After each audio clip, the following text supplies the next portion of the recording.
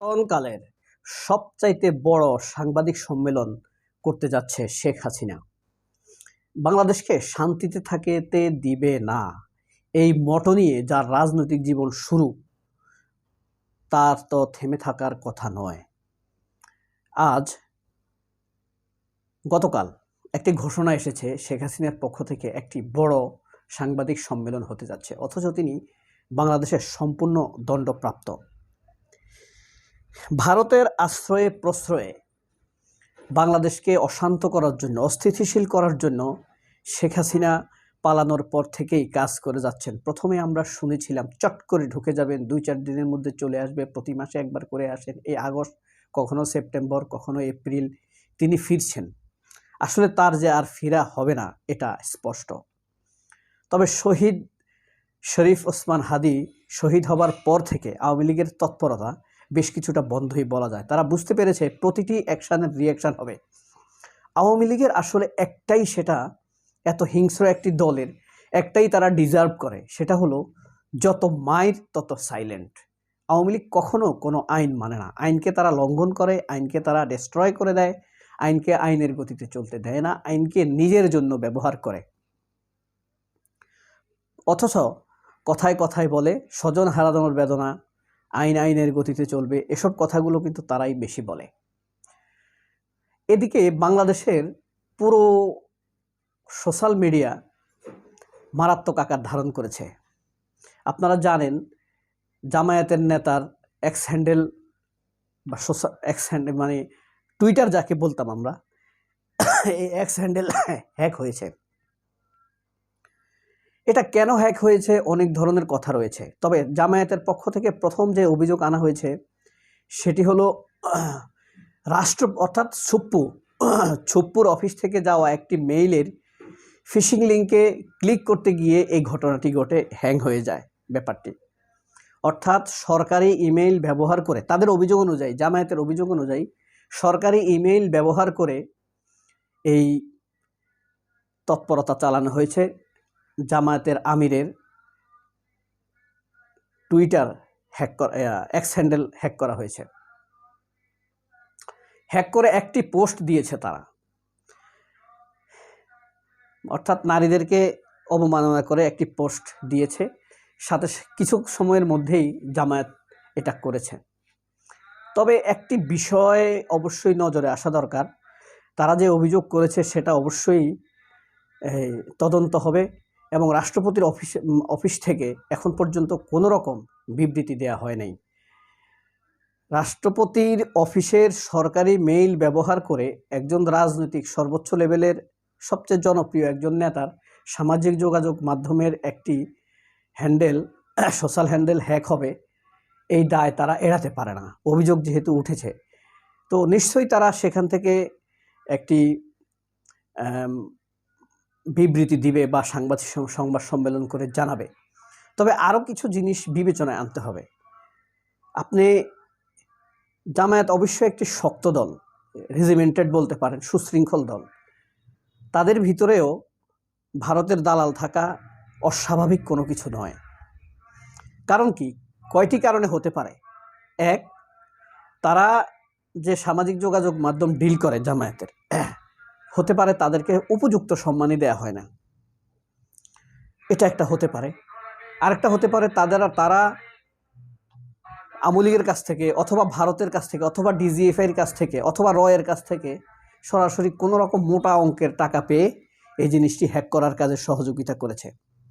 আমরা যত কথাই বলি, ধরেন ছুপ্পুর অফিস দায়ী, তবে এই দায় জামায়াতের আইটি টিম এড়াতে পারে না, এটা কিন্তু তাদের ব্যর্থতা। হ্যাঁ, এই দায় অবশ্যই তাদের উপরে বর্তাবে। এবার সেই জিনিসটা তাদের অদক্ষতার কারণে হয়েছে নাকি অসততার কারণে হয়েছে, লোভের কারণে হয়েছে, সেটি তাদেরও তদন্ত করে দেখতে হবে। আমার এই কথার কারণে অনেকে রাগ করতে পারে, তবে আপনি যদি পেলে পুষে দুধ দিয়ে কেঁচো মনে করে সাপ ফোসেন মানবিক মনে করে, সেই সাপ বড় হয়ে তো ছোবল দিবেই। এই জিনিসটিও দেখতে হবে। কারণ অনেক সময় অনেক টিম, অনেক এমপ্লয়ি তার স্যালারি নিয়ে সন্তুষ্ট থাকে না, বাংলাদেশের গত 15-20 বছরে কতবার সরকারের কর্মকর্তাদের স্যালারি বাড়ানো হয়েছে? 6 বার। তারপরও কি সরকারি কর্মকর্তারা সন্তুষ্ট? তারা ঘুষ খায়, সবই করে। জামায়াত মানুষের সংগঠন, তাদের মধ্যে কি এমন থাকতে পারে না? আমার সাথে এরকম ঘটনা ঘটেছে। আমি যখন টঙ্গীতে কাজ করি, তখন একটি ব্যাংকের, যে ব্যাংকে আমার স্যালারি অ্যাকাউন্ট হতো, সেই ব্যাংকের এটিএম কার্ড আনতে গিয়ে আরেকজনের এটিএম কার্ড আমার নামে চলে এসেছে। নামটা কাছাকাছি, আমার তার নাম কাছাকাছি। আমি এটিএম কার্ড হাতে নিয়ে কাবার অবস্থায় ছিল, শুধু রিসিভিংয়ে একটা সিগনেচার নিয়ে বাসায় চলে গেছি, অফিসে চলে গেছি। তো শুক্রবারে টাকার দরকার ছিল, আমি কার্ড পাঞ্চ করেছি, মাত্র 1000 টাকার দরকার ছিল আমার। 1000 টাকা বের হয়েছে, নিয়ে চলে এসেছি।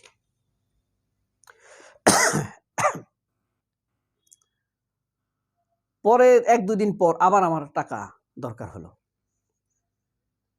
আবার পাঞ্চ করতে গিয়ে অ্যামাউন্টের দিকে তাকায় দেখলাম 1,75,00,000 টাকা সেখানে। আমার তো সেখানে সর্বোচ্চ আমার 25,000 টাকা থাকার কথা স্যালারি নিয়ে হিসেবে, দেখি যে 1,75,00,000 টাকা। তা আমি খুব বেশি এক্সপার্ট ছিলাম না, আমার 2,000 টাকা দরকার ছিল, আমি 2,000 টাকা তুলছি, তুলে আমি আবার বাসায় চলে। কিন্তু মাথার ভিতরে আমার এটা ঘুরছে ঘুরছে ঘুরছে। তো প্রতিদিনই আমার ব্যাংকে যেতে হয়, আমি অ্যাকাউন্টস জব করি। তো এখন অ্যাকাউন্টস কোর না, তখন কোর অ্যাকাউন্টস ছিল, এখন হলো অ্যাডমিন অ্যাকাউন্টস। তো পরের দিন আমি যখন ব্যাংকে গেলাম, ওই অ্যাকাউন্ট কার্ড যে ডিল করে তার কাছে গেলাম। আমি বললাম, ভাই ঘটনা তো এরকম হয়েছে, আবার আমি কিন্তু 3,000 টাকা তুলছি, এখন কি করা? সে আমাকে বলল, অনেক রকম গল্প ফাঁদা শুরু করে দিল। সে খুব গল্প ফাঁদলো, সে, তার নাম মুনির। কয়, ভাই আমরা কি কম পরিশ্রম করি? এই সেই, দেখেন ইসলামী ব্যাংক এখন সেরা ব্যাংক। ওকে, সেরা ব্যাংক, আমাদের পরিশ্রম দ্বারাই তো সেরা ব্যাংক। ওকে, আমি বললাম যে তাও ঠিক। সে বলল যে আমরা কত পরিশ্রম করি, দূর, আপনার এক কার্ড গেছে, আপনি ব্যবহার করতে থাকেন। কত অনৈতিক ঘটনা, বুঝতে পারছেন? আমি কিন্তু এই দিক দিয়ে খুবই মানে অসামাজিক লোক। কারো কাছে যদি আমি 2 টাকা পাই, আমি 2 টাকা চেয়ে নিয়ে নেই, ভাই আমি 2 টাকা পাবো, 5 টাকা পাবো, 10 টাকা পাবো। আবার এই কারণে আমাকে বর্তমান যেখানে জব করি তারা আমাকে খুবই পছন্দ করে। আমি 10 টাকা পেলেও নিয়ে নিই, 2 টাকা পেলেও আবার দিয়ে দেই। অনেকে খারাপও জানে। তার কেন? সে তার ইসলামী ব্যাংকের বেতন, বোনাস এসব দিয়ে সন্তুষ্ট না। ব্যাংকে সে 11টা বোনাস দেয়, ওই ব্যাংক 10টা দেয়, ওই ব্যাংক এরকম সে উদাহরণ দিচ্ছে, অথচ আমরা সেরা ব্যাংক, আমাদেরকে দেয় না। এরকম অসন্তুষ্টি জামায়াতের টিমে থাকতেও পারে, অস্বাভাবিক না, তাই না? এই জিনিসটিও তদন্ত করে দেখা উচিত। সবাই অনেক ভালো থাকবেন। আমি কিভাবে সেটা সমাধান করেছিলাম পরে, আমি নিজে পরে ইসলামী ব্যাংকের ম্যানেজারের কাছে গেলাম। ম্যানেজার পরে আমাকে বলছে, আপনি বসেন, আমরা সমাধান করতেছি। এরপরে ফোন দিল, সেই লোককে বের করলো, ফোন দিয়ে তাকে আনানো হলো। আনানোর পর আমার সামনে বসানো হলো। এরপরে আমি তাকে আমার নগদ সে নিতে চাইলো না। সেই লোকটা অনেক রিচ ম্যান, অনেক ধনী লোক। এরপরে সে আমাকে অনেকবার চাকরির অফার করছে।